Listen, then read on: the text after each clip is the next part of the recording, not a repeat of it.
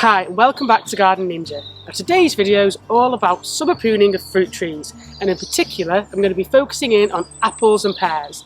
Now, a few of you online on Twitter have asked me, how do you prune your fruit trees in summer, especially new trees? So behind me I've got a number of fruit trees that are about 2 years old. I'm going to show you today exactly what you need to do to get more fruit, to get less disease and damage, and make sure that you enjoy your fruit trees as much as you possibly can. So come on, let's get pruning. Now, there's a few key benefits of pruning your fruit trees in summer so that you end up with loads of delicious fruit. And the first is that you want to open up the fruit tree so that you get the maximum light and air around your potential fruits. What tends to happen in summer is that the fruit tree, such as an apple, will put on loads more leafy growth, and sometimes your fruits can get overshadowed, they don't grow as large or as sweet, and you don't get as good a harvest. So the first thing to do is to take away some of the crowding out of that fruit tree to make sure that the fruits that are already there get maximum sunlight so you get the most bang for your buck.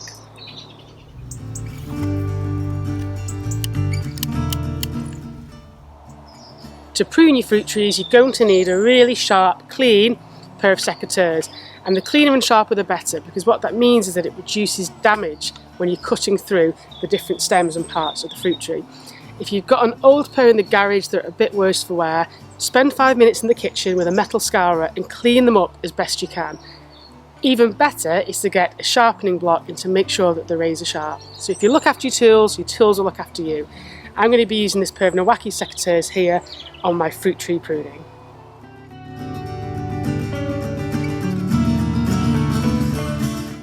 Now, if your apple tree is looking a bit like this, where you've got loads of fruit, the branches are getting really thick and heavy, it's a good time towards the end of summer to start thinning off some of this growth to let the light down to the fruit. If you don't do that, you'll end up with smaller fruits and maybe less of a yield. So again, you can be quite bold and brave, and in this example, this one here can come off, snip. We've got all this leafy growth here, I don't want that. And take that back. That here, that there, got this one here. So as you can see, we're getting more light to the fruit, less weight. It should help these branches support themselves and you get a better yield.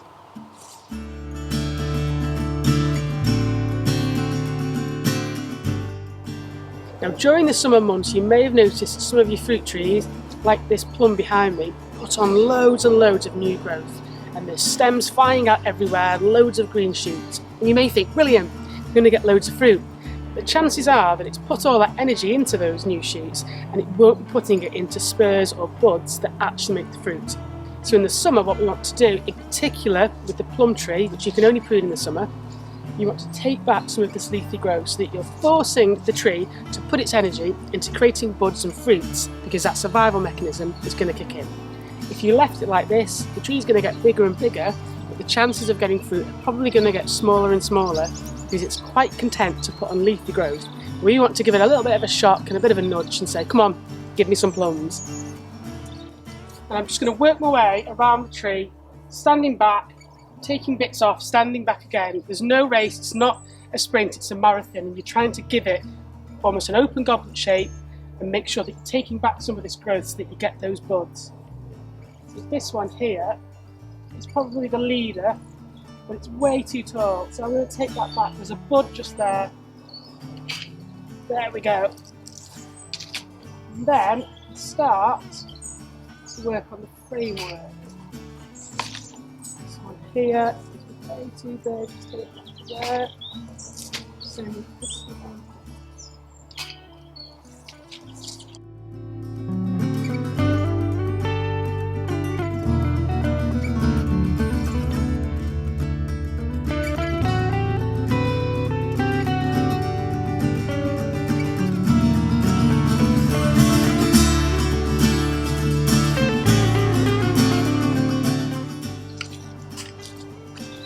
Okay, so you can see that I've taken down probably a third, if not a bit more of the height, and it may look brutal, but I can guarantee you that you will end up with better, juicier plums and fruit if you do this in the summer. When you saw me passing my hands through, I was checking that there's no crossing branches.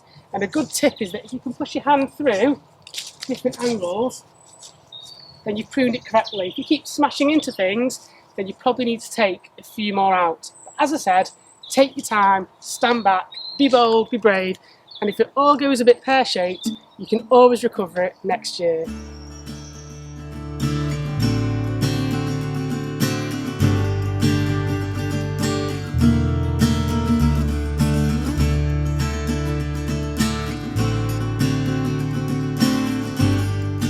With this example, we've got the open goblet shape here and all the space, but once again, all this foliage is kind of reaching for the stars, and we need to pull that back down to ensure that we get plenty of fruit next year. So I'm just going to be taking off up to a half, third in some cases, just to neaten things up. Anything that's looking a bit too long. Now with these two branches, you can see that they're about to start crossing and probably rubbing each other. So I need to select the strongest of the two, which is this top one. As you can see, it's got all these little buds in there ready, which will then fruit next year. So this one is just leggy growth, there's nothing on there. So I'm going to snip that right the way back and take that one off.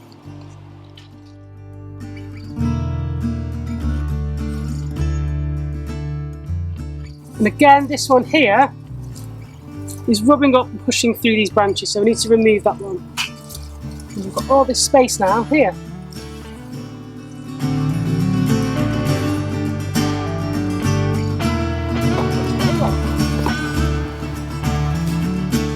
And there you have it, my easy guide for summer pruning of fruit trees such as apples and pears.